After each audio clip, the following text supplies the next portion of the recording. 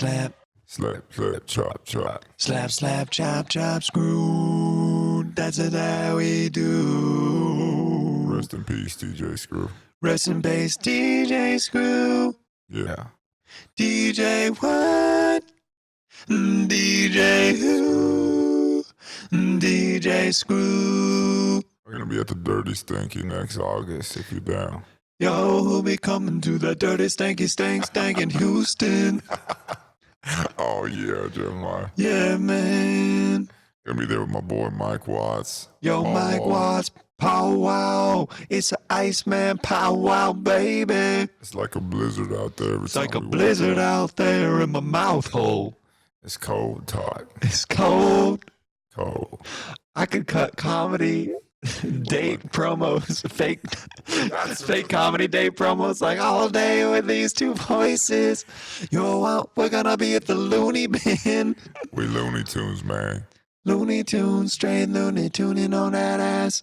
Get the funny bone. At a funny bone. That's a really good, actually, for just promos. We with Eric Griffin at the La Jolla Comedy Store. Come and say what's up. What's up, rich white people? That's where we be at. I'll be at Cobb's end of the month with Josh Wolf. Corn on the cob and pig in the blanket. Come on, see Stephen Randolph. And Kyle Anderson's gonna be there chopping his chop chop. Kyle Anderson's gonna be there on the track. Chopping his chop chop. Chopping that chop chop, screwing that screw, dropping that ass to the floor. Oh. Yeah, man. It's gonna be a good year. Yeah, Goodyear tires. Got the Goodyear tires. Want to shout out to Michelin. I want to shout out to Jiffy Lube. Nothing's wrong with your car, but they're gonna tell you $500 and the oil's bad. Jiffy Lube, come to us for the peace of mind that your car is still working, but we're gonna charge you a lot of money. Do they have Jiffy Lube in Kansas City? Is that like a national chain? Oh, yeah. My dad would be like, never go there. Dude, I didn't know. Never go there. They would have ex-cholos. Are we recording or no? Yeah. We are? Oh, God. Yeah, we're in it. Really? Yeah, all that stuff is going in. That's awesome, dude. Yeah, we're in it. I would go to Jiffy Lube as a kid and, big stoner. I didn't know what was going on I still don't know what's going on with cars, but they would have these like ex-cholos who now are salesmen for Jiffy Lube. And me and my parents were like, dude, you got to go, maintain your car. So I'd try to just do the right thing. And I'd go in. They always had the same scam, but I didn't see it for years until I'm like, I think this is wrong. Like they would come in and be like, dog, can you sit down for a second? Like after like 45 minutes of your car being there, like, this is what normal oil is supposed to look like. And they would just have like some like tube with normal, and they would have some fucked up tube. Like, this is what's in your car, dog. Like, I care about you. Like, you look like a young player. Like, I don't want you riding around. There's popcorn and Chex Mix on the oil stick. Little Snoopy things going up and down. And I'd be like, oh, yeah, I definitely don't want that in my car. And they'd be like, well, it's going to be $400, but like, dude, I'll give you the player discount. It's going to be $300. I'd like just pay. And I never knew like that was a scam. Yeah, they're just upcharging at the wazoo, dude. And the performances where they're like shocked for you that you've been driving around with this dirty stanky. I know, they're like, honestly, bro, I feel bad for you. Because like you seem like a good person on the inside. So I want to reflect that with you right now on this pricing that I'm giving you for only $299 right now. Yeah. And they'd always sit you down like, hey, come here. I'd be like, like you have car cancer or something. Dude, that's exactly what it was. It was like, sit down. Like they'd get you a little water out of the cone. Yeah, they're like, you're going to want to sip on this cone water real quick? While I tell you what's up. While I tell you what's up, man. Yeah. That's car cancer. That's exactly I literally what it called is. my dad from one of those. It was a Jiffy Lube or one of those knockoffs out here in California. And I was like, Dad, is this normal? Like, and my dad's like, get out of there. Get out of there right now. Go to some trustworthy mechanic. Start calling your friends. Like, he got so mad because he's a car guy. Oh, your dad? Yeah, my dad too. Yeah, he was furious. And you didn't get that skill from your dad? No. Dude, I'm so mad at myself. I held the light for my dad for so many hours, like as a kid, but instead of paying attention to him, I was like, la la la la la la, just like in imagination land, just not soaking in the knowledge that he was telling me about. My dad's a master plumber, master electrician, master car.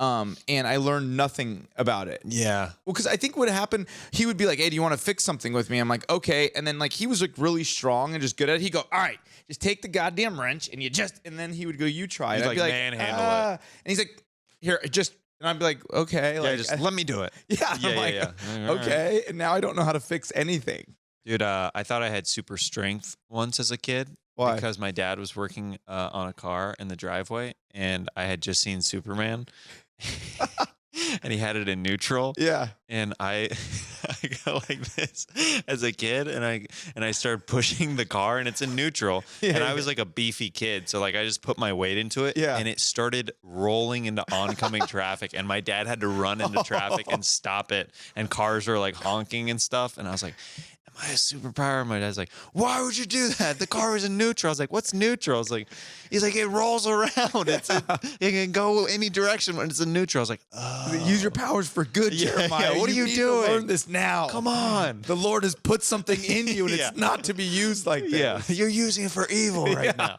Yeah, dude. Were you a big prank caller as a kid?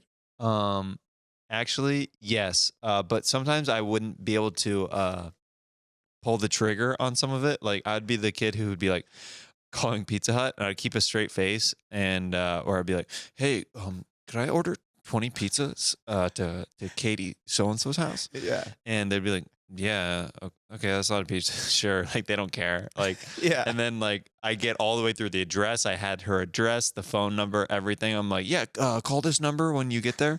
If they don't pick up.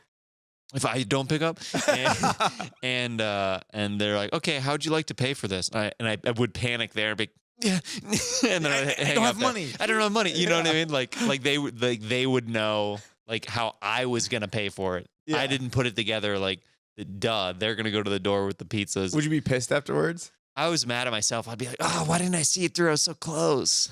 We used to do this thing where, like, I went to a Catholic high school, and we had the directory of like everybody's phone number. This was the days of landlines, right? So it just had all the freshmen, all the seniors, all the whatever. So like sophomore year, we all knew each other, but like we just knew the incoming freshmen wouldn't really know each other. Yeah. So we would just pick a name, call, and be like, hey, what's up? It's so-and-so, another list on the name. And be like, hold on one second, dude. I have to discuss something with you. I'm going to kick your effing ass, you know? And they'd be like, what? I'm like, dude, you know what you did? Hold on, dude. We're going to settle this in a second. Hold on. And then we would call that guy and then put them together and be like, yeah, I'm back. And then they would just manufacture a fight between two people. Oh, really? Isn't that horrible? That's pretty funny. And they're like, so why you call? So what did you said it. You started it. There'd be a fight the next day at school. It's like, it's horrible. That's so awesome. It's like putting two goldfish or like fighting fish together. Yeah. You know? Just like, let's see what happens. Yeah. It's like, oh. Just for our enjoyment. Yeah, exactly. I love that. We had this idea before the podcast started that I think that we should do on the podcast. Your brother opens for Steve-O, both our buddies, on the road. Yeah. And they're very close. They work together a lot. They're very close. They tour together. His brother Scott opens for Steve on the road and does like all his merch and everything. Mm-hmm. And there's a lot of his filming for the videos that you see. Yeah, a lot of social media posts and stuff like that. Yeah.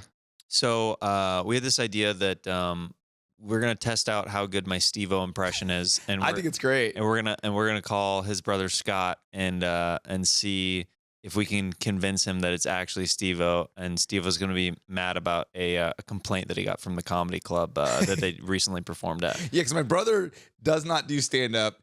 Steve-O's hooking him up and being like, hey, man, you're already selling my merch and you're already doing like road stuff. Why don't you just open up, just put together 5 minutes and we could pay you extra. It was like, it's out of love. You know, my brother's very funny, but he's like, I don't even want this. And now he's doing like 1,200 person like theaters and stuff. And so my brother's already like, he's already sensitive about his like, dude, am I doing well? Yeah. And so, is this going okay? Like this is terrifying for me. No, it's not. You offended a woman and the club's getting sued now. Yeah. So that's the premise that we're working with. So his impersonation is top notch. My brother also is a prankster. So my brother's spidey senses are very heightened.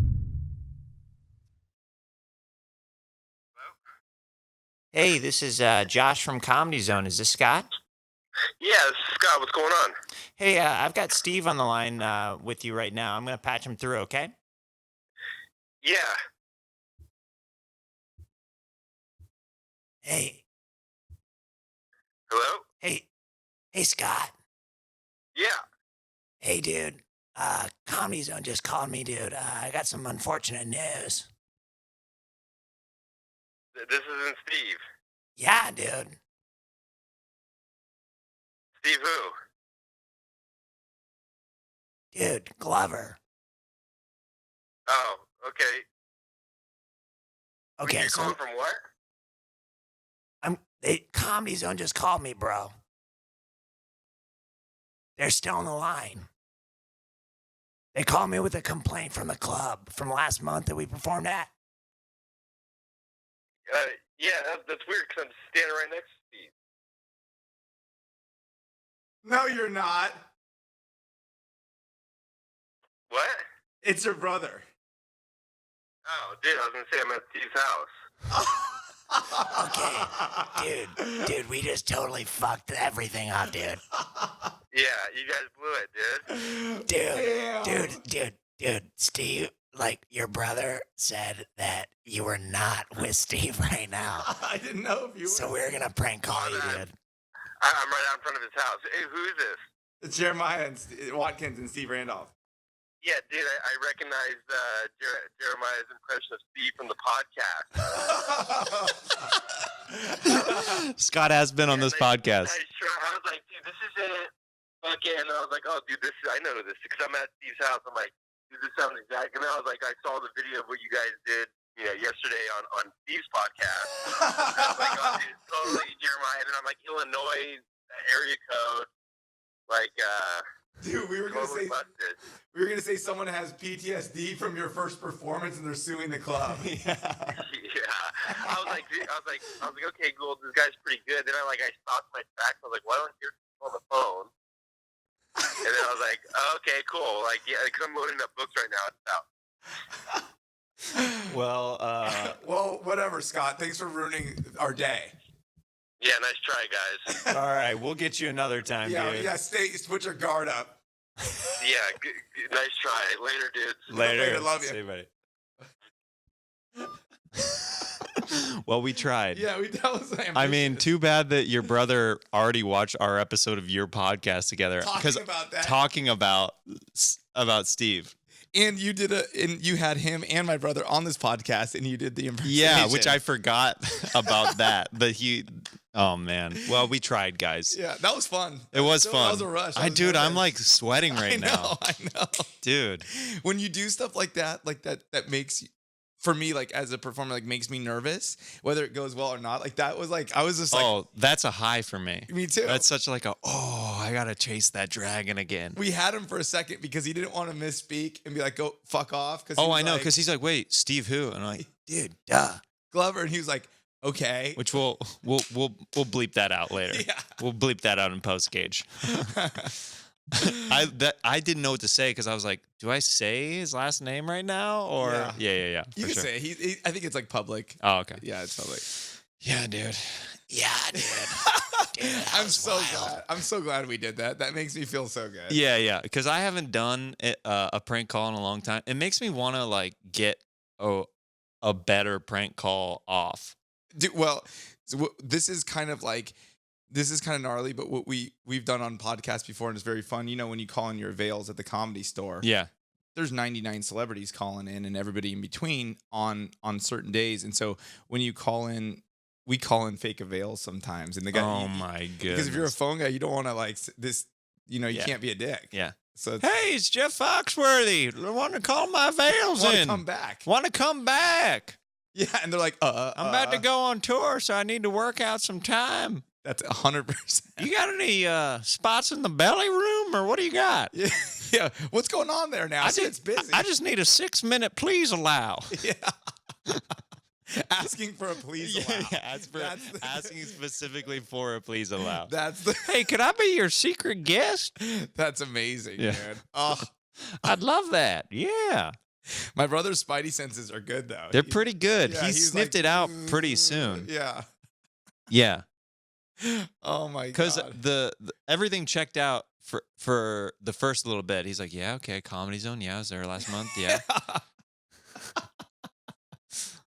But he snuffed it out pretty quick. But also, he's in front of his house. I know.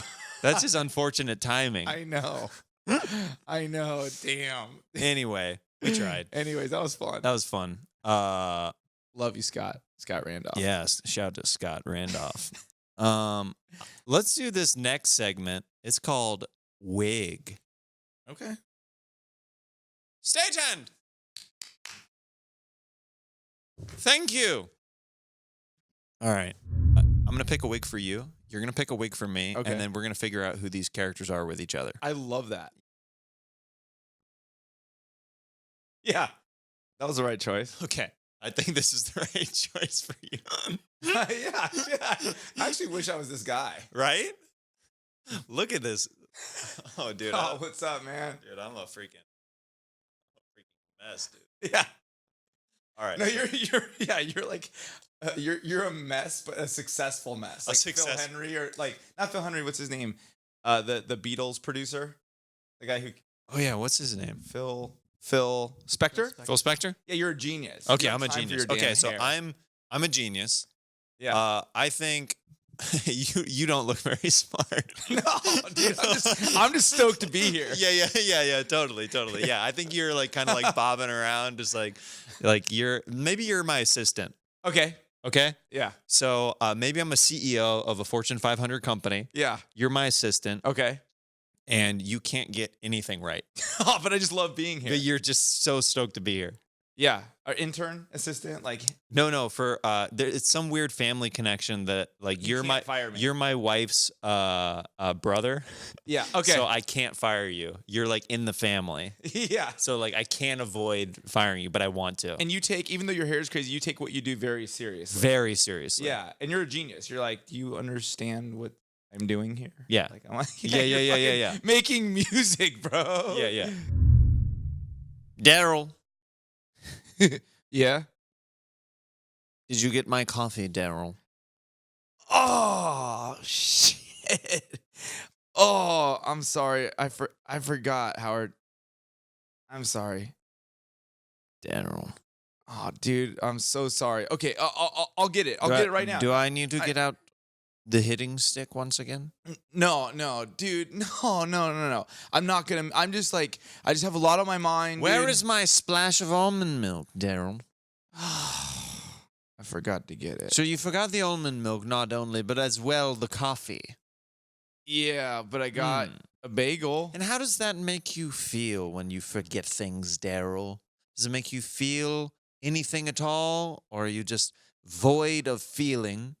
And you just go around bouncing around the world like a proton, trying to find the nucleus. I don't know what a proton or nucleus is, but I know that I'm sorry. And Howard, I would never, like, you take care of my sister so well, and I'm so grateful to have this job. And I love music, and I'm so happy to be here. There's not going to be another mistake.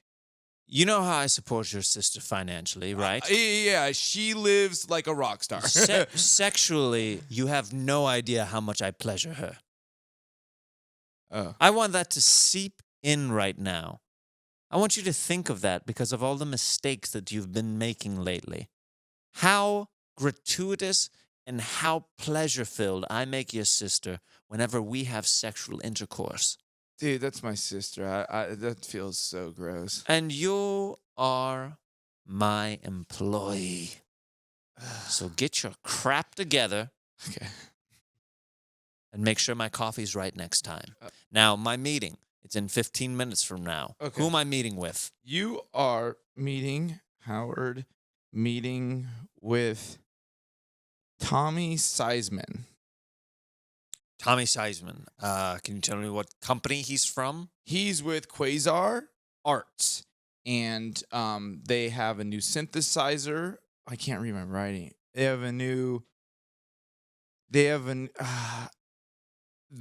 Why would you handwrite a note on your cell phone rather than type it in, Daryl? Because my fingers are too fat for the phone, and they were greasy because I was eating 7-Eleven Because you're pizza. stupid. You're stupid. You're eating 7-Eleven pizza. You're getting grease everywhere. Your stupid, fat, chubby fingers I bought you that phone, and you can't even type in properly into that. I need one of those like little pencil things like that 10 years ago they had. Those I could use those phones. Do you want a Galaxy? Is that what you want? Yeah, I can't find them anywhere. I would love to have a Galaxy. It has that little stick thing, and you can pick your teeth with it. Oh, if Get your the chicken sister out. wasn't so beautiful, I would fire you right now. But I love her. There in facto means I love you, Daryl. I love you too, Howard. You're like Tell my me idol. you love me. I Tell me what you love about me, Daryl. I love the fact that you discovered my favorite band, Kinko. I love the fact that you make my sister so happy. I love your hair that says I'm carefree yet I'm all business. What does that mean? I'm carefree yet I'm all business. Do you not like my hairstyle? I've been growing it this way for the last 30 years, and I've been on top for the last 30 years. There's a reason that this hair goes with this man, goes with this fortune. Well, it just looks like Arnold Schwarzenegger. Like you make winning so easy, Howard, brother. We're brothers. I'm not going to fist you right now. Do you find something funny by me saying I'm not going to fist you? Well, because I was thinking about I can't get you fucking my sister, like hooking up with my sister out of my head, and then you're like, I'm not gonna fist you right now, and I'm like, if I was him, I would say because I'm fisting your sister later that night, and then I felt guilty for having that thought because who thinks about their sister getting fisted by their husband except for fucking a total punk rocker? That's who. But then I thought that, and then I thought I really need this job. I've already messed up twice with the coffee. Daryl, I swear to God, if you drop your band's mixtape one more time in my scones, I will murder you in my office. We're not signing you, okay? But we're good, dude. Okay, you know what? If you're so good, give me one of your songs right now, a live performance, and maybe I'll decide to sign you to my label. Okay, cool. So as you know, I'm lead singer. And Yes, I know you're lead singer. You've made me and your sister come to your shows. I refuse to go now because it is such horse garbage. Oh, you don't mean that, Howard. Let's just hear your demo, your live performance, and I will decide your fate here at this company. Okay, this song is probably my favorite song because it reminded me of a fun thing from childhood. It's called Raging Waters. Okay? Okay, I'm ready. It has a good name. We'll see. Raging Waters! Where the 10, the 210, and the 57 meet! Meet your friends, get a churro, go on dropout, it won't be scary because there's a lifeguard there! Raging Waters, Raging Waters, Raging Waters, Raging Waters, Bill and Ted, Bill and Ted, Bill and Ted Ultimate. There's a wave pool, there's cholos that are scary, but they're having a good time, so you need not fear. Raging Waters! Raging fucking waters! Raging waters, raging waters, raging waters! Raging waters. Then that's when the bass line drops and we just all you know what I mean? It's called Raging Waters. I could guess it's called Raging Waters, yes. It's about the water part. You can't say the word cholo nowadays in a song, first of all. That's one of my first of many problems with it. Second of all, what do you call them? you can't even phrase it like that. You can't say, what do you call them? People will get offended, Oh. Daryl. Okay. And also, if I'm correct, you just kind of described what you see at Raging Waters. There was no melody, there was no rhyme scheme or pattern. It was quite alarming, and I'm starting to think that you may be undiagnosed with something. So if you'll get my coffee and we never speak of this again, then that would be fine by me. Okay, you want me to get your coffee? Yes, please. Okay. Okay. Okay. I gotta take these off though. Yeah, all 'cause right. also.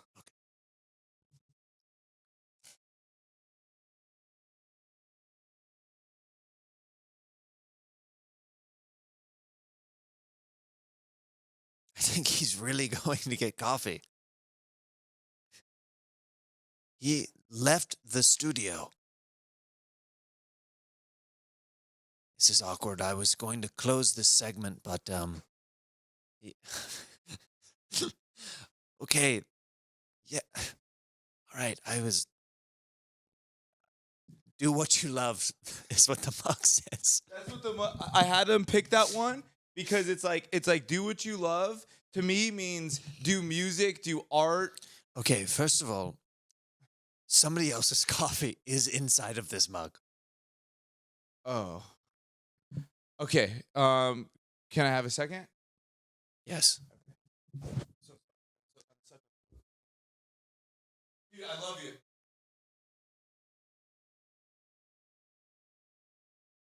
Well, okay. Really should fire my brother. Maybe I should kill him. If I killed him, I'm successful enough where I could hire somebody to get away with it. I do love my sister, though. That is the problem. She would mourn for so long. I don't like to see her sad. What if he went on a missing persons list? What if I kidnapped him and sent him to Mexico instead? That could possibly be a good thing for everybody, saying that there's a chance that he's still alive, but we don't. So this one is new coffee, and this one was somebody else's coffee, but it said my bookie on it. All right, well, now you just gave them a free plug on my company. I don't know what their deal is, but it was a cool. This is my favorite cup, but it had someone else's coffee in it. But this is your coffee. All right. And this is if you wanted to take it home, brother. If you wanted to take it home after a hard day of work. Okay, you've done well. You've done well. Thank you. I'm just gonna sit back here. Okay. Just hang All out. right. Hang out at work. I'll let you stay with the company, okay? Thank you so much. You're a good boy, okay? Oh, thank you. I don't know what to do with all this coffee. All right, I'm gonna send you home for the day, okay? Oh, We're gonna. cool. I'm going to leave now. All right. Cool. Okay. Okay. All right. So that was one of our longer wig segments, but I think it played out pretty well. Yeah, that was fun. We could have. We could have with those guys. Oh yeah, we could have gone like that. Could have been. I could have seen a movie around those two. I would have liked to go into like real life, like to go into like a Starbucks and like put those two characters in act where you're yelling at me and I'm just messing up continually. Yeah. You know, and people are just like, what's going Wow, on? this guy's a dick. Why is he talking to that guy like that? He's my brother-in-law. It's fine. Yeah, it's none of your business. Yeah, don't worry about that. Yeah. I remember because I've worked at so many food service jobs like Trader Joe's and so many restaurants that you just see these weird relationships. I remember, I don't know if it was like some kind of sexual thing, but there's this really buff guy with a flat top and this little small guy. And then he was like, I'll order for him. And so Oh my I had to go through him, but like as like a conduit. it was 10 years ago. I'll never forget. It was just like, I was now in their system. Dude, it's so funny. That exact same thing happened with me, and this is going to sound so ridiculous, but it happened when I worked at Starbucks, and Brad Pitt and Angelina Jolie came in together. I need to hear this. It was so ridiculous. Angelina Jolie would not make eye contact with me.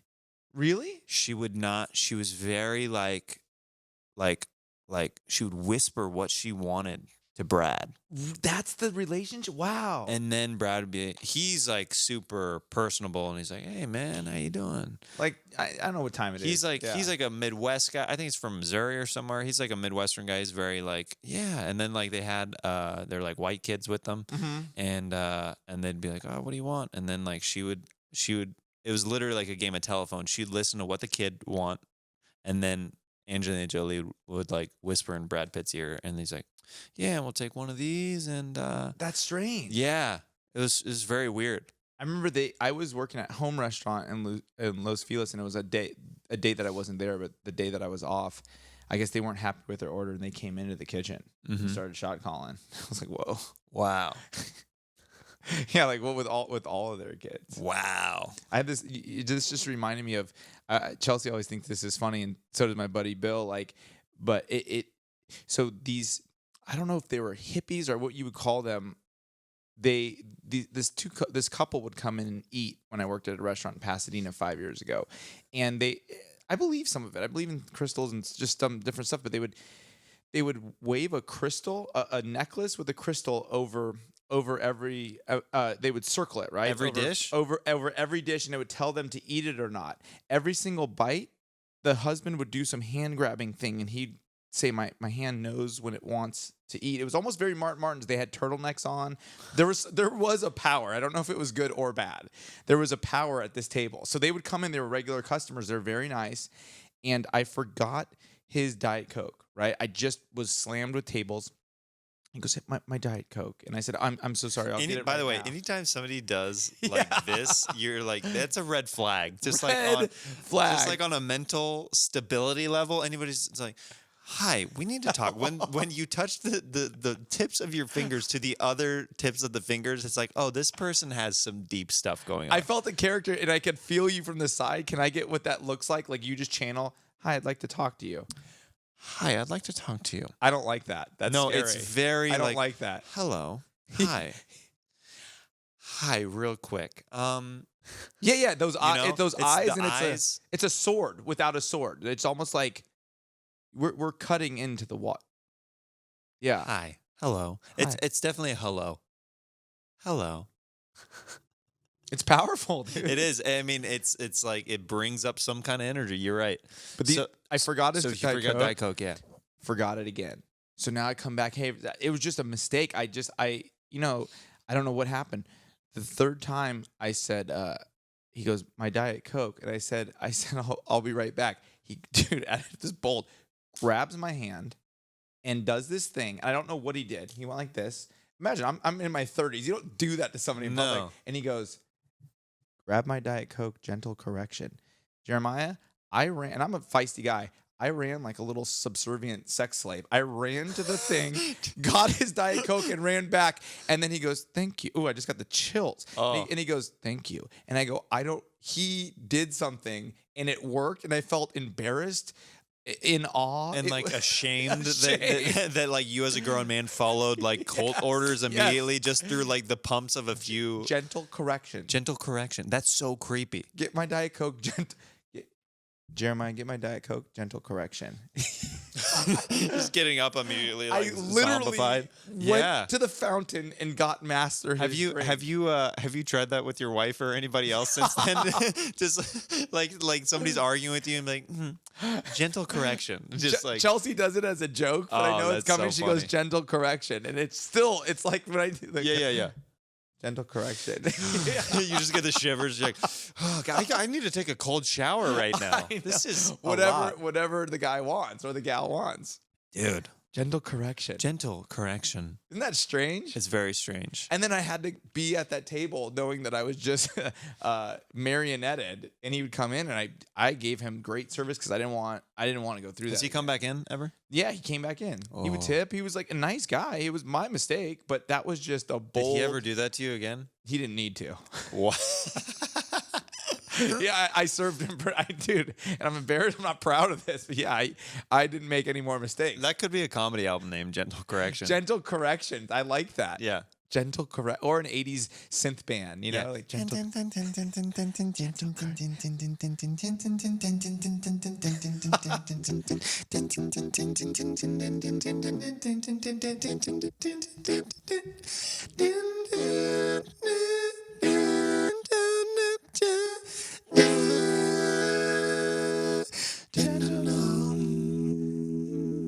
Do we have any synth? Like,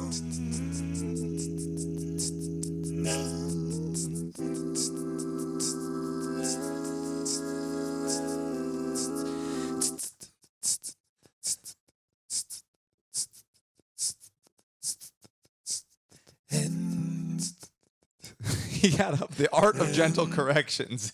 Is that a real band? No, he had the art form of gentle corrections up on the dude. Lesson, the art of gentle Timothy 2. It's a Bible verse. What? Dude. Applebee's. Applebee's. Oh, that's the guy's name is Steven? I don't like it in those internet ads when you look to see if you have symptoms of like if you have symptoms of like a disease or like a cold or something, and then it makes you click through ads to get to the answer. Yeah. I'm like, what the frick? I need to find out whether I have strep throat or not. What do you? It's like, is Brad Pitt really that sad? Yeah, it's like yeah, you're like clicking through and like, do I need to go to the doctor? Another ad pops up like, So was funny. 9/11 real? No, I need to get to whether or not I'm disease ridden or not. Do you have what do you call that when you're scared of diseases? Something phobia. What is that thing called? Is it? That's not agoraphobia, is it? No, that's afraid of open spaces. That's agoraphobia. Yeah. Oh, interesting. No, what is that? Oh yeah, that's a fear of going outside, right? yeah, I think so. Yeah. Okay. I forgot the fear of diseases. Do you have that? The fear of disease. We could probably look that up. No, but I do. I mean, I will go online if I'm feeling certain symptoms and then get freaked out. Like if I have even one, like it's like even though like whenever you're sick, you always have one. Yeah, like a general uneasy, like hot, clammy. Yeah, yeah. feeling. You're like, oh wait, yeah, oh, I'm gonna die. You know yeah. what mean? I feel that Yeah. all the time. Yeah. What's this called? A fear of illness. Hypochondria. Oh, it's just a hypochondriac. yeah. Why did I think of Oh, that? I have no. that. I don't know why I just blanked on. I thought it hypochondria. was something else. I thought a hypochondriac. I guess. Always Okay. thinks they're sick. Yeah, I guess so. Chelsea was convinced that my wife was convinced that she had Billy Rubin's disease. She just Googled and they're like, you have Billy, and it's a What weird is that? name. I don't know. And so she was like, I You're have addicted Billy to Rubin. Jewish delis. Yeah, exactly. I think You of have the that. Billy Rubin's disease. It'll Oh, pass. You'll never cure it, but you'll learn to love it, sweetheart. Listen, we've got the best pastrami deals on Tuesdays, okay? Come Yeah. by, honey. Would you like a side of pickles? No, yeah. And she kept saying Billy Rubin's disease. And I'm like, Chelsea, I don't know. And she's like, you're my husband. Let's go. We went to Cedars-Sinai Hospital, emergency room. It took 4 hours to check in. She's in the hospital bed. We missed our spots.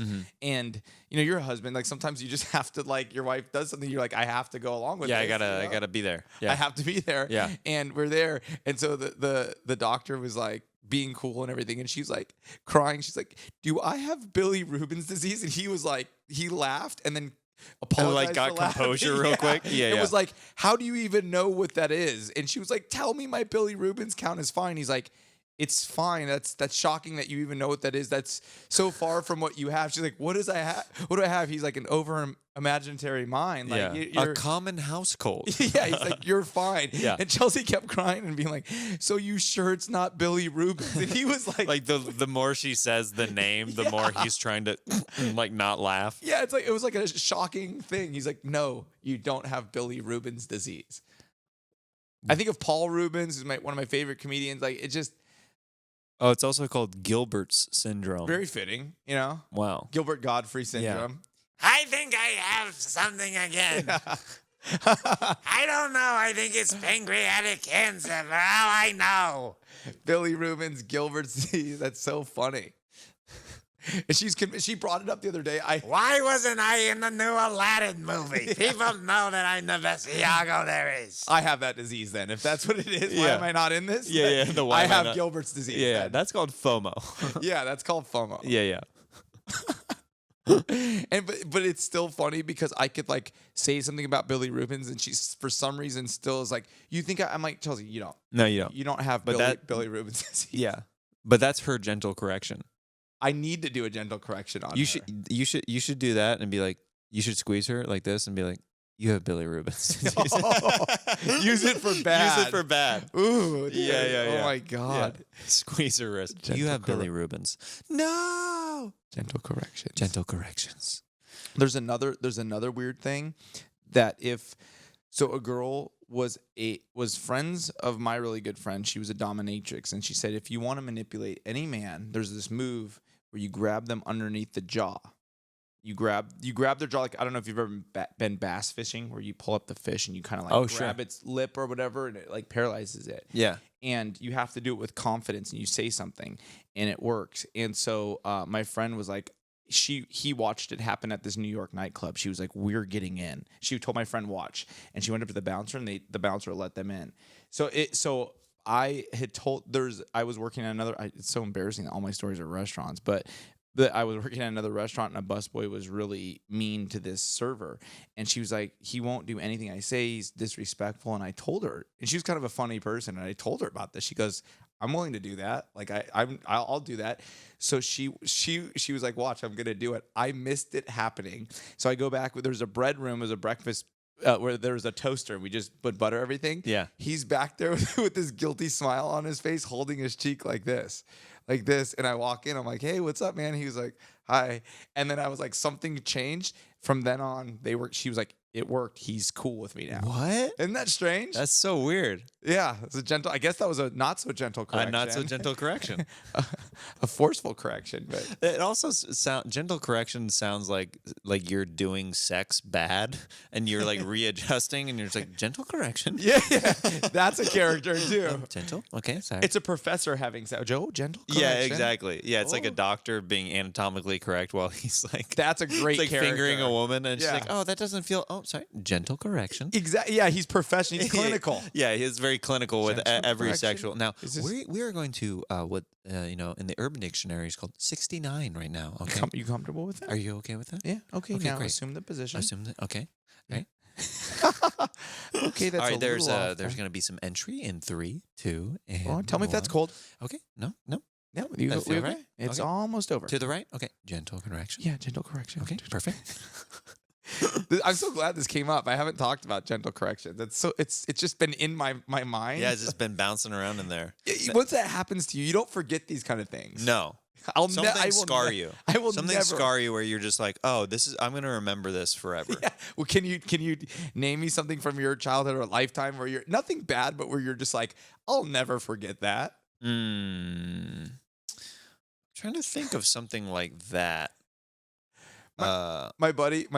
I mean, my sister stabbed me in the eye with a wooden sword. So anytime I see cosplay wooden swords, I'm like, oh, you really that's a thing still? Like, if you see a wooden sword, I'm kind of like, I'm like very like weary of it. Like those Renaissance swords. I know exactly what you're yeah, talking about. Yeah. She scratched my cornea with it. that's horrible. Yeah. And my dad, like, he literally like grabbed it. He like my dad would react like so fast when that kind of stuff happened. He'd be like, ah! He like Hey, broke it done. over, like broke a brand. It was brand new, and we had gotten like a little dagger, a wooden sword, and another wooden sword, and we had an old one and the brand new one. He broke the brand new one. We're like, that's not the one she used on my eye. No, All the magic is gone. Yeah. You've offset the universe. That's not. Yeah. Yeah, my dad was like that too. Where my dad was like down for drastic measures. It's like, all right, screw it. You guys are just too busy playing Nintendo. Like Nintendo in the trash, and it was like, Yeah. oh my, you just ripped out our soul. Oh, of course. Like you put I remember my dad threw a Nintendo away. Dude, We got my another one, dad but hid some Nintendo 64 games when he grounded my brother and I that's heartbreaking. and forgot where they were.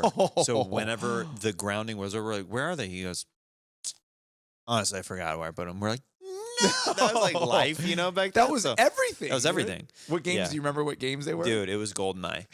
He hit GoldenEye, and I was like, dude, you know how important that game that is. was everything. GoldenEye was everything. Were you Odd Job?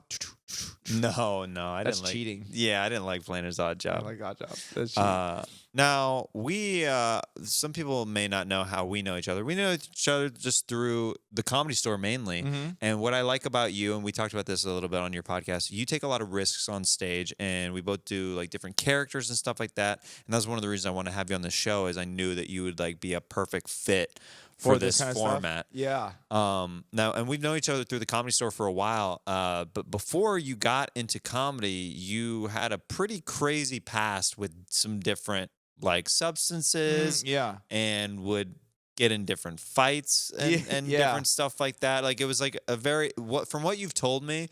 And even some of the clips that you have posted, like I watched a clip of you fighting Chuck Liddell when you were interning at Big Brother magazine Yeah. from back in the day. So I don't know if you want to share any story from that era of your life, but it's so funny. It's such a different person than what I know personally Isn't and what that I funny? see before you. It's Yeah. literally like two different people for me. I'm like, oh, that's like one of Steven's characters that he was playing. That's what I feel of it, and it was strange having such a, I wouldn't even call it a dark past, like just a really reckless, I don't care if I lived or died past. I was just really on the edge of death for a good decade, and now like I love life. I want to be healthy, happy. Like I enjoy doing stuff like this. Is like I was so excited last night to do this podcast. You know, before I was like going down to Tijuana, getting in trouble, doing all this stuff, but like just like to do this podcast, and I knew we were gonna do characters and like probably prank calls. Like I'm so this is like the peak of my day. I'm so excited to do this, and it's been such a like a journey to get here. And then I look back, and it was like when I got sober, it was really hard for me because like people kept telling me like, dude, that's not you anymore. But it was just I wasn't that far removed from it yet. So like I had this whole different like psychic change where I wanted to be on this planet, have fun with my friends, and just live a nice life. But I was just like, that was only like a year ago, and I'm like, but I'm a bad person. I'm crazy. But it's like, no, it was just I'm far enough away now where I like, as you share that's exactly how I feel. I'm like, that was one of my characters, and I can't believe I did that. Yeah. I can't believe some of the stuff I did. I look back on certain things as a kid, and I'm like, that feels like it feels like a version of a character of myself that I was playing. Isn't that wild? It doesn't even feel like me. Like me, yeah. Like especially like what does that for me is songs like bring back. I think they probably do that for everybody, but I'll listen to a song from the '90s, and I was like, wow. Like I remember when this song was out, smoking weed, like listening to this song, and I'm absolutely different. You know? I remember like being a kid, and like now I don't put weight on certain things, like anything as much. Like as a kid, I during Sunday school, I don't know why I remember this so vividly, but I was trying to be funny in Sunday school, and the preacher's wife was teaching Sunday school, and she had puppets, and and she was like talking to me, like, because you know the puppets always talk, like they have volunteer kids go up and they're like, oh, I'll talk to this kid over here, and I punched the puppet to be funny, and like it killed, like the whole Sunday school was like, they're laughing and stuff, and the preacher's wife talked to my mom after church about it, and I had to call her and apologize, and I bawled, begging my mom, please don't make me call this woman. Oh, I'm uncomfortable for you. Like right I now. literally had to call her and be,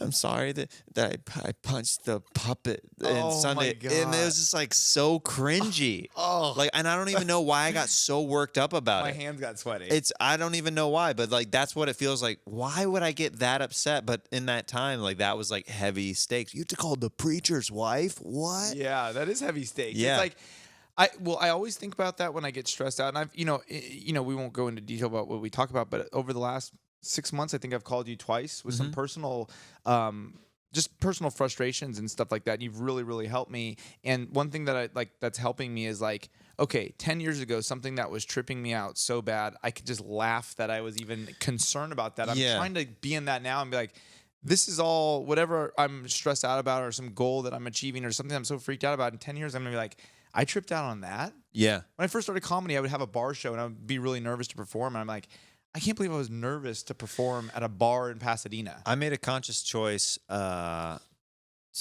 4-5 years ago. Yeah. Because when I was dating my wife, when we were just dating, her parents would start coming to the shows. I'm like, do I need to like filter my material? And you know what I mean? Mm-hmm. Do I need to not like talk about their daughter, like even though I have bits about it and stuff like that, like that's what I've been change my building. material. Yeah. This is what I've been working on lately. This is what I'm excited about. And I made a decision like 4 or 5 years ago that I wasn't going to change my set at all. And I recently did a set that my wife was like, you did not hold back at all. And you were you were talking about me. I was like, they're coming to see what I do. This is what I do. This is what I do. So like, I just made 100%. that like a point. And honestly, I felt way better about it because then I stopped stressing about things like that, because as soon as you're not altering your material for anybody and you're just doing what you want to do, that's the ultimate freedom on stage. A lot of my family, so I grew up Catholic. A lot of my family are, I would call them born again Christian. You know, born and raised here. My mom had like 9 kids in her family. So they're in Southern California. I have a ton of cousins, and a lot of the super Christian cousins, which I listen. I love Joel Osteen. I'm kind of finding my own right now too, and I pray to Jesus and I pray. I do my Buddhist chanting, and I just want help. I want help from the light. But so I guess I'm sharing that just to say I'm not against this. But a lot of times they'll say, Stephen, when you put together a Christian comedy set, we'll come and see you. And I think that's to me is so egotistical and disrespectful. Number one, what is a Christian set? Mm-hmm. I know about Christ. I don't think he really cares about the stuff I'm doing. And to specifically, it would be like if someone was Buddhist and they're like, if you put together a Buddhist set, then I'll come and see you. It's like, really? No, that's not Do you how. have a tight Buddhist 5 on you? What do you have? That's great. A tight boot. I feel if we hung out all the time, we wouldn't get anything. It would just be idea after Just like bits. Yeah, it would just take over. But like a tight Buddhist 5, I would love to see you in a robe. Oh, dude, just a tight like, Buddhist 5. Doing a tight Buddhist 5. That's hilarious to me. But yeah, they would say that, and I remember there was a part of me that was like, well, maybe I could kind of tinker some stuff together for them, and I was like, no, no. That defeats the purpose of what I'm doing as an artist. Yeah. No, I don't. You know, Chelsea. A lot of Chelsea's bits are like about other guys and really crude, and I just was like, I'm not gonna. You know, because we'd be all in the bucket seats, and guys are like, when we first started dating, are like, Do you care looking about at that, me. dude? Yeah. And the first week or two, I was kind of like, but now I'm like, dude, I'm not going to stop her from doing different art to make me feel happy. That's not how it goes. Right. Yeah, that's not how it goes. But so a part of my crazy past, like specifically before the drugs, I don't think I've talked about this on a podcast, but I went to St. Francis High School, and we were very wild. It was in La Cañada, California, and our group of kids were just really, really crazy. And, you know, we had this chemistry teacher, this poor guy. And this is the only one I've really felt bad for because I saw him later in life and he was like a nice guy. Oh, dude, I went and I cried at Trader Joe's when I saw this teacher. This teacher had a bowl cut. First day, it's chemistry class at St. Francis. And he goes, my name is that, and it was the stutter that was like, you couldn't hear what he was saying, and we all were just like vultures to that, you know, like, okay, this is on. You know? Good to know. Yeah, He good. has a weakness. That's how kids think. That's exactly good to know he has a weakness. Little did we know that this guy was like I didn't know at the time, but he was a successful scientist, wanted to come back and give back. You know, when you're 14, you don't think of all. You don't these think about the things. backstory and that they might even be doing it for a different reason than a paycheck. To that be they nice, and enjoy it, or to be nice, sharing to give science. back. Yeah. Sharing something that he thought was cool. So we took, like, this was when they had VCRs, and I always had a remote. My parents were weird. We were talking about this on my podcast with you. My parents were very strict about certain things, but then certain things were just hog wild.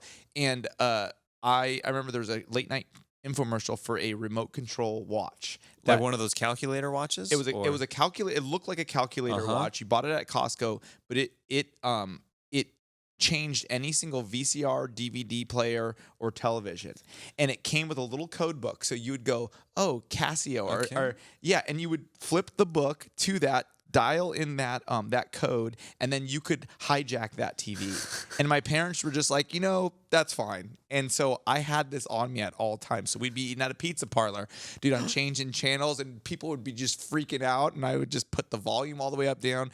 Well, we had loaded first week of high school. You're like modern day Buzz Lightyear. You're like, I think I got this. Yeah, no, it felt so cool. Yeah, of course. You're like you're a little spy. Yeah, it just felt You're amazing. mini James Bond. You're like, I always had stuff like that. Like I always had like weird gadgets and prank stuff. Yeah, just and so we loaded up a porn video, and then I turned it on and put it on. He's just couldn't compute that this was happening and was trying to fix that. And so that was like week one. that was week one. That's where you guys started. That's where we started, and then my friend broke into. There's cabinets in the chemistry room with all the chemicals and stuff. So my friend, really bad kid, he's actually like normal now, but he popped the lock, and he's like, look, and I knew it even as a reckless kid, like, this isn't a good idea. Where he was like, look at this blue shit, look at this pink stuff, and he was just putting it together, and then this one would foam, and we were just playing Russian roulette, just putting chemicals together, right? That's terrifying. Yeah, it was. We could have lit that place, literally done everything. So we like started doing that, and then like they had this old live skeleton that was sitting there, and I'm actually I've made it right with the school. But there was a skeleton that had to be from the 1800s and old. It was a real skeleton on a hanger. hangar that had been, it was an old high school, so it had been in there for years. And we were on the 3rd story, and I just walked him over and just threw him onto the football field. And it just went boom. And everybody started, we had a very like wild class. Half the guys are dead or in jail or sober. And everybody started cheering. So then my friend found hydrochloric acid and was like, that was what we were like, we all know what this does. And so he took a little strainer of it and put it on a kid's shirt in front of us.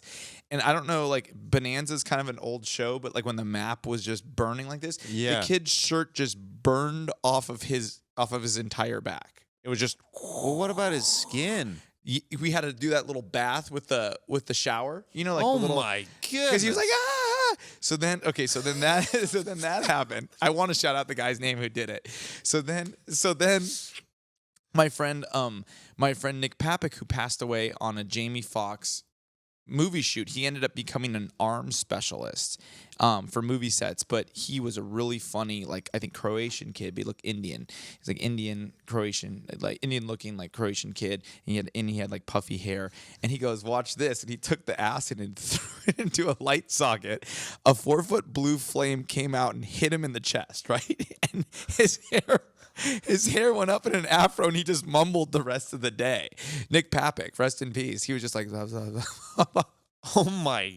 So then By the way, you had the nerdiest bullies at your school. Yeah, they're like, You're like, we're gonna take these science chemicals out to the football field, throw these old bones out, and we're all gonna celebrate. Yeah, these old bones. Yes. So then I ended up getting kicked out of that school that year. And I don't know, this was in probably like 3 or 4 years later. I'm at Trader Joe's in Pasadena, and here comes that stuttering teacher with triplets. Every triplet had a perfect bowl cut, the cutest little kids, right? And I just went, I saw him for a person. And, I'm working at Trader Joe's, and he's shopping. He's got 3 little boys with bowl cuts in this shopping thing. And he's just, I could cry thinking about it. This is, of all the things I've done, I don't know why this hit me. And I go, "Hey, Dr. Blank, what's up? I was in the class." And he kind of remembers, he's like, "Oh, St. Francis." And I go, "Are you still teaching there?" Because I didn't even finish the school year with him. So I didn't know. I later went to Pasadena High School that year. Do you know what he said? Huh. You guys told me I wasn't cut out for that. And then he goes, "Have a happy holiday." And then just went shopping. And dude. That's so heartbreaking. Dude. I started tearing up, and I was like, it was one of those moments. I wasn't done being bad yet, but I was like, oh my God. It was like a Wonder Years like TV moment where I was like, you don't realize how much words can affect people sometimes and certain behavior. You guys taught me I couldn't do that. Was cheerful about it, humble Still about a nice it. guy. Oh my God. And I wanted to be like, it wasn't meant to hurt you. Yeah, it was a dumb joke. I'm so sorry. I think about it. I think about it like not a lot. That's rough. And my friends at the time, this was, years ago, that this happened with him, this seeing him again. And the 3 worst friends I had who didn't care about anything, I called them and told them, and they were like, dude, like that's I don't care on any level. That's not cool. Yeah, dude. even the people who were cheering about the bones and like the acid like raining on kids' shirts and stuff are like, dude, I think we took it too far. Yeah, I think we were wrong. Yeah, it's like a philosophical guy. And you're like, dude, I think we were too much of a douchebag to that guy. I'm not a scientist or anything, but I don't know the equation behind this, but I think I'm a bad person. Yeah. That's funny, man. That's really funny. So that's a good one. Like I haven't really talked about, but Wow. but that high school, it was stuff like that all day. That's all amazing. day long. Wow. I want to get into this next segment. It's called Fanning Out. Fanning out. Questions from fans. All right. I reached out to some people on the interwebs and said if you could give Stephen Randolph and I any character suggestions or ask him any questions, what would it be? And there's a couple on here that I want to get to. One of them, some of them are very weird, but I like this one from our buddy Rick Cossack. He wrote in. Love Rick. He said, "What was it like being Tommy Lee's drum roadie for a day?" Oh, very. So if you folks don't know who Rick Cossack is the cameraman and DP of Jackass. Good friends of both of ours. And when I interned at Big Brother magazine that later became Jackass, I was like, it's so funny because I was a super fan of Rick. And I think we talked about that on my podcast. I don't remember. But when you become friends with people you're fans at, like there's still a level of respect for Rick Cossack. And like I'm a Rick Cossack fan. I watched him in all these skate videos with Steve-O in Knoxville.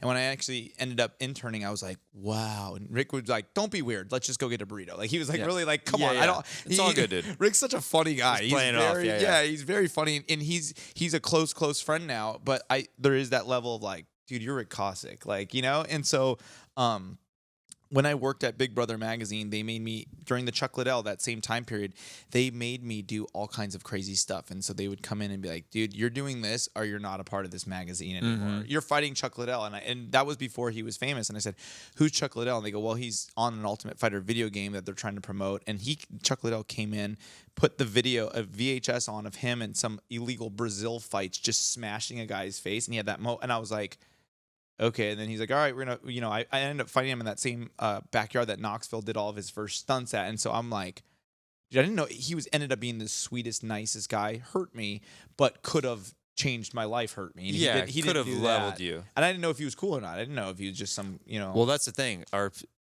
Whenever you're dealing with people who aren't normally in that world of bits, it's like, do they know that we're going to ham this up for camera and we really don't want to fight? Right. Or are they going to really give it to me and truly like injure me?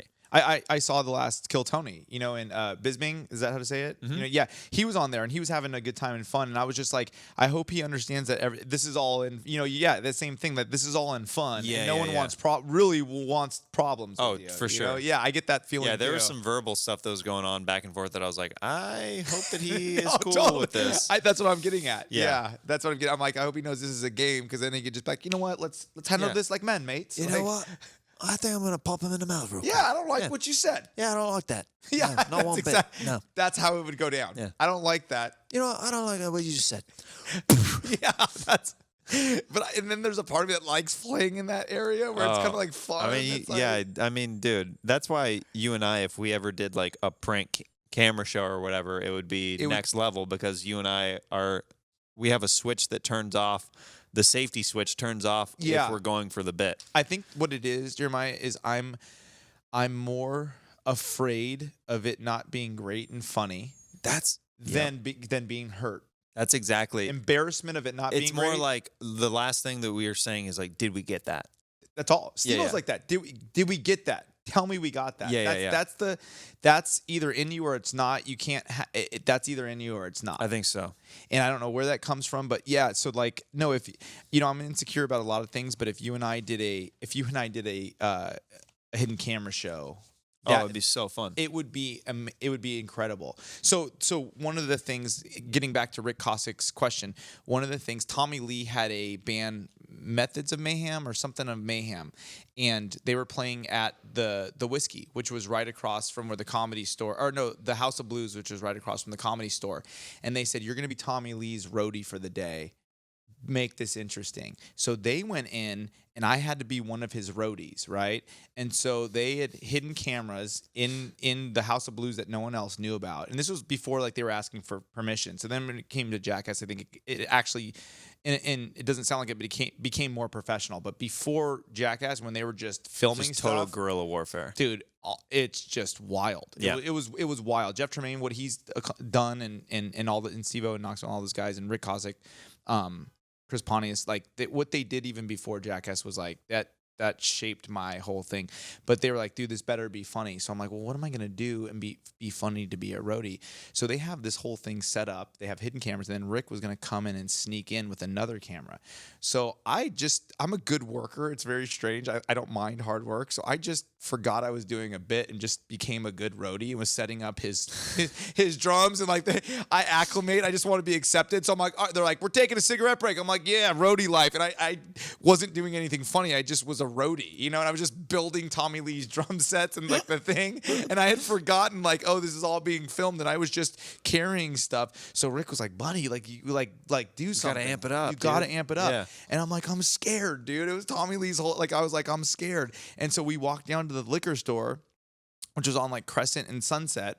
And Rick was like, and I was 20. I wasn't even 21 when Rick was like, I'm going to buy you some vodka. So he bought 2 half pints of vodka. And I just chugged one. And Rick's like, because I was just wanted to be cool so bad. And I'm just like, I just chugged it. And he was like, all right. I'm like, I need the other one. I need the other one. Rick's like, I think you're fine. And I'm like, I'm not even really drinking that much. I don't know what's going on. You know, I'm just terrified. I need to do something. And I just hit me like, oh, they have all these cameras and they're going to be watching this to make sure. So then I came back in from this lunch break with a whole new attitude. And the guy's like, all right, do this. I'm like, yeah, I was like, wonder if I don't want to do this. And Rick's just like, you know, like, Rick's just right, we're getting somewhere. Like, go. He's like, just go, Steve, go. And so then before I got back, I went to, I think it was called the Sky Bar, or like one of those cool hotels with a pool. And I pulled down my pants and I was just laying there. And Rick's like, no, dude, it's not like, cause not that kind of stuff. Not that kind of stuff. He's like, him to rein it in, like rechannel it. Gentle correction. If it wasn't for Rick, I was like, gentle, exactly. So Rick could probably tell that. We should probably call Rick. Rick could probably tell this, like, cap up what I said and see if it matches up, because I was hammered. But from what I remember, so then I get back, and the one rule was do not touch Tommy Lee's drum set. And so I was like, oh, that's the bit. Then that's the thing. That's the thing. And so I was just waiting to savor that moment. And then I started becoming more and more just condescending. And there was like a guy, and I later saw a special on the House of Blues, and I guess he'd been there for years. He had a cigar, and he was just, hey, you do this and you do that. And that was just his kind of like character. And so I started disrespecting him and being like, I'm not doing that. And he was like, what the hell? So then I kept on becoming more and more just aggressive, and then but that wasn't like that funny. So then I walked up and I knew what I had to do, and I got up there and went and started playing. And they had to pull me off of his drum set. So now this roadie that was working with him as a good worker for 4 hours went up and did that, and the guy pulled me off, and I was like, "What are you gonna do? You can't do shit!" And I fell down a flight of fucking stairs, and it's all on film. Rick has this, and it's not out. I've never put it out, and Rick has so much footage of me from right when Jackass hit. He would film me that never made it to Jackass. I don't know. I hope Rick has it. I fell off and smacked my head so hard. I got up and I'm like, "What's up now?" And everyone was just shocked. Like, who is this guy? It was demonic. It was weird. So then they kick me out. And a bunch of bikers came in, and I go, Rick, I'm kicking down their bikes now. And Rick's like, dude, don't do that. No. So then I tried to come back in, and then I tried to come back in and fight this guy. He puts me against the wall, and then I leave, and Rick's like, where are you going? I'm like, I'm going to do what I have to do. I went and crashed on the freeway. Drove away. In your car? In my truck. Yeah, it was like my dad's truck that he gave me. Crashed it. I don't know if it was a serious accident or not. Went home and slept, woke up and was like, what just happened? And Rick was like, dude, I got it all on tape. I don't even know if you want to see it. It was so gnarly. I had to wash Tommy Lee's clothes. And they had a bag of his clothes, and they're like, you have to take this to the. I just went. I forgot where I threw him, but I went and like off the freeway or something, threw all of his clothes. I was just trying to be cool, dude. I was a fan of Tommy Lee, dude. I was 20. I just wanted to be cool. You know, it's like when you at the Comedy Store, when you see people going up to Rogan or going up to people and like, you're like, dude, you're missing. I know what you're trying to do right now, but they're like, Tony Hinchcliffe, I love you. Look at this, and they're just like, whoa, bro. Like I was that. I have compassion for crazy fans because I was like, I just wanted to be cool, and I just wanted to be a part of something. Dude, I wrecked his drums. I threw all of his clothes out. You crashed your truck. I crashed my truck, dude. I crashed my truck and drove off. I don't remember. It was so blurry, and I just remember Rick the next day being like, "Whoa, dude!" Enough for him to mention it 20 years later. What happened with your truck? Where was it? It got smashed. I hit another car. And you just took off? And I took off. What happened, like, legally after that? So what happened was, I don't know if this is gonna make me likable. I was kind of avoiding this part, but it's been. That's the most honest, genuine, real response It's the truth. Ever heard. Yeah, I just didn't want to. I don't know if I'm gonna be likable. What happened was, so a month later. This law firm was like, you owe $10,000 to this other car that you hit. Yeah. And then I was just like, they kept calling me. And then I just told the guy, I was like, look, bro, I live at my parents' house. I've got some problems. I don't have any money. Like you're never going to get $1 out of me. I don't have it, dude. And then they just never, that's so funny that this came up. I thought about this within the last like 3 or 4 weeks. Cause I'm like sober now. And like, I'm trying to like, I'm getting a little bit of money, you know? So I'm like, oh, like I pay different people. I'm like, oh, I wreck that. And I'm doing financial amends. And so I thought about that, and I thought, how would I ever be able to find that? I don't know that I owe them $10,000, but I did hit another car. I don't think anybody was seriously hurt, but I thought about it. It was an Indian family. I remember that. and I remember that, and I just, you know, that's the truth. And I drove away, and I, you know, I feel bad. Okay, let's have it be this. If this is getting out to anybody that knows what happened, I will make it right. And you could prove that it was me. That's as good as gold. Yeah, I would. This is an opportunity. This is a tool to make it right. But yeah, I have a big Indian family fan base, so I think it's gonna go out to the people that you hit. I remember being like, "Damn, I shouldn't drive away," and then it was just like, yeah, just like, get out. We're not done yet. You know? Jeez. Father, Son, Holy Spirit. I've never done only one question during fanning out before, but that was perfect. Nothing's going to top that. I think that's great. That was awesome. We're going to close with a segment that I like to call Sax Talk. Yummy. Sax Talk. So basically what's going to go down is you are going to share a story of a sexual encounter. It can be as innocent or graphic as you'd like, and I'm going to follow you along with some sweet, sweet saxophone. One just pop. You know how they pop? They just, you and I like working with you, man. Dude, it just, we got that chemistry, dog. Yeah, we got that chemistry, dog. When I like doing that with you. When you're ready, I will follow you. Now, do I sing or do I just talk? Or you'll just talk like a monologue, and I'll just accent it and follow you along with the sax. Yeah. In the late 90s, when the internet first came out, I got on to chat rooms. My family bought a digital camera, and my first thought was, I can get laid from this. This is easy.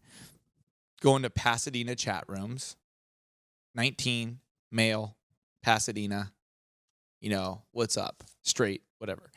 So this lady, this was before everybody had a digital camera, so a lot of times you had to just take a map quest, go to the person's house, and you didn't know who was on the other end of that screen, AOL screen name.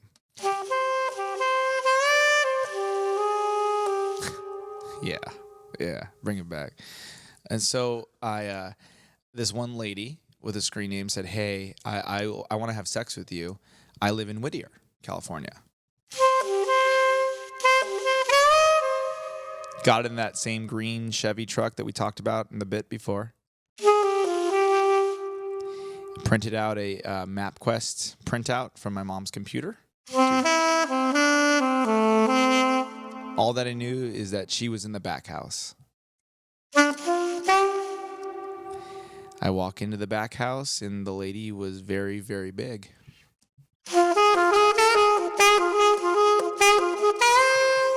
I had bleach-tipped frosted hair, which was very popular in the 90s.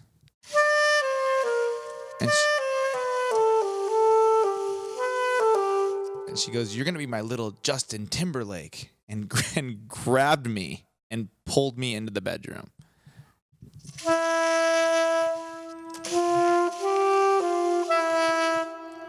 She pulls off my clothes and starts riding me. And I look over and I see a picture of a gangster on the wall. She is taking shots of tequila while we're having sex, so am I.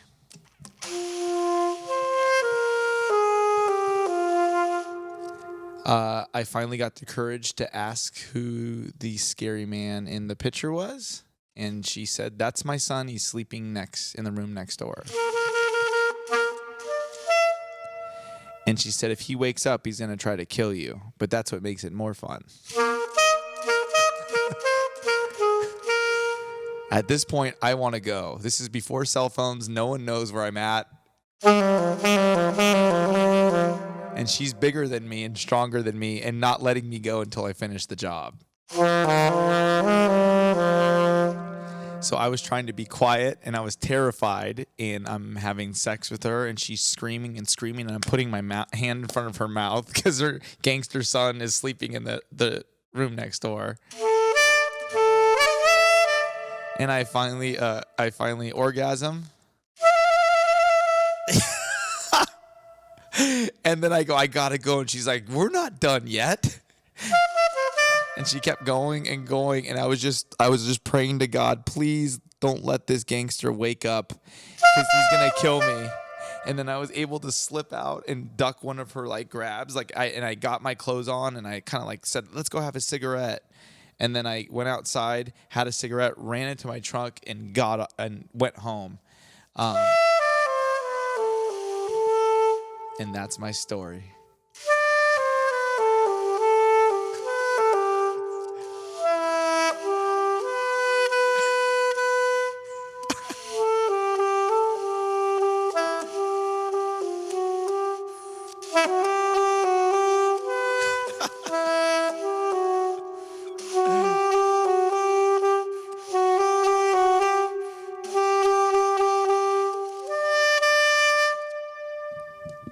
You are my fire, the one desire. You are. Don't wanna hear you. Ain't nothing but a heartache. Ain't nothing but a mistake. I wanna hear you say, I want it that way. I did Backstreet Boys, even though she said Justin Timberlake. But I didn't know the you get difference. it. Yeah, it was that Yeah, era. you get it. 98. That was fun. Right, dog? That hooked me in longer because I felt embarrassed about the story afterwards because I relived it, and then I wanted to jump out. Yeah. And then you like pinned And me I too. cleansed the palate with the Backstreet Boys. I know. Yeah. You kept me there longer than I wanted to Yeah, be. yeah. Because I was still in that memory. Yeah. And then you gave me a little dessert. There you go. Go home. That's what Jeremiah Wonders is. It's just a big dessert during a weekday. It's a gentle correction for all of us. It's a gentle correction. Stephen Randolph, I love you, brother. Love you too. Is there anything that you would like to plug? Definitely check out his podcast, So Deep. I just did an episode of that recently that you can check out. It was great. We talked about our families being proud of what we're doing finally, and dude, I told Chelsea the story. She was laughing. I was like, right after we wrapped up, that you're doing really, really well. I'm a fan of yours. You're doing uniquely awesome work, and your grandma's most happy that you were in a Volt commercial. Yeah. That's showbiz. If you want to know what it is, that's what it is. That's what it is. If you could get in more of those commercials. Yep. I think this could be a thing. But yeah, So Deep podcast with Stephen Randolph. We have Josh Potter on next week. Jeremiah was our last guest. Just that, and follow my Instagram. I put all kinds of wacky stories. It's at Stephen Randolph, STEVEN RANDOLPH 2 on Instagram, Twitter. Would love the follows. And I'll be at the Comedy Store tonight in the main room for Shimmy Shimmy Ya, and I will be with Eric Griffin in La Jolla at the Comedy Store in I think this weekend, and then end of the month I'll be at Cobb. If we have any San Francisco friends or family, come and say hi. I'll be with Josh Wolf and Kyle Anderson. Ooh. Yummy. Ooh, lots of good stuff there. Love Josh. If you haven't seen Steven live, definitely go and do so. He does great stand-up, great storytelling, and he does some original characters in his act sometimes that is just so fun to watch and be a part of. So you got to go see him live. Yeah, you're doing Kill Tony characters at the same time that I'm in the next room, and so a lot of times I miss what you're doing and you miss what I'm doing. Like the last thing I did was, I didn't tell you, with the ashes and with Chad Damiani, we had a fake memorial for a dead kid, and we had his ashes, and I was a priest and he was a mourning father. But you were doing Kill Tony. I was like, and we came in and watched you after our bit, and Chad was like, I know Jeremiah, and we watched you. I was like, I wish you could have like watched ours, but we're both doing wacky stuff, and I'm really excited to be finally doing what I really want to do in comedy, and watching you has really inspired me, and it's just, we're gonna keep on going. We're not stopping. Heck yeah, bro. Love you, dude. Love you too. Gentle correction. Jeremiah,